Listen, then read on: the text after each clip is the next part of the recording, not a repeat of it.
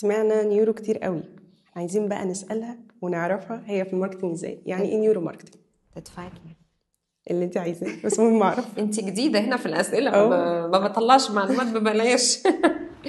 بصي يا ستي، النيورو ماركتنج فكرته ان احنا بنركز على النيورو ساينس، او ان انا افهم مخ البني ادم بيفكر ازاي عشان ياخد قرار الشراء. فبالتالي مثلا اروح له بالوان معينه، اروح له بريحه معينه. مش احيانا كده في براندز لما تبعت لك الاوردر على البيت تبقى حاطه ريحه معينه، فانت تبقى الريحه دي جزء من البراند.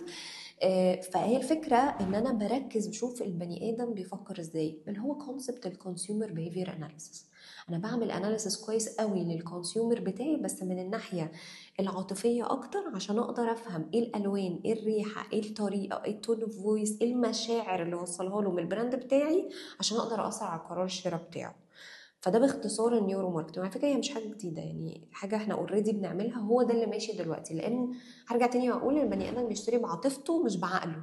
يعني انت بتشتري هدوم النهارده وبتفرتكي المرتب ده عشان احلى انت حاجة، محتاجه اللي بتشتريه، عشان عجبني عشان او عاجبني. حبيته. بس هل ما عندكيش هدوم في البيت؟ لا، في. فهمتي؟ فانت بتشتري بعاطفتك. فانا مهم. لو بعتلك دلوقتي ان اللون مثلا البيربل موضه في الشتاء، هتجري تجيبي جاكيت بيربل. فهو ده باختصار النيورو ماركت. يلا بينا نشتري واحد. يلا بينا.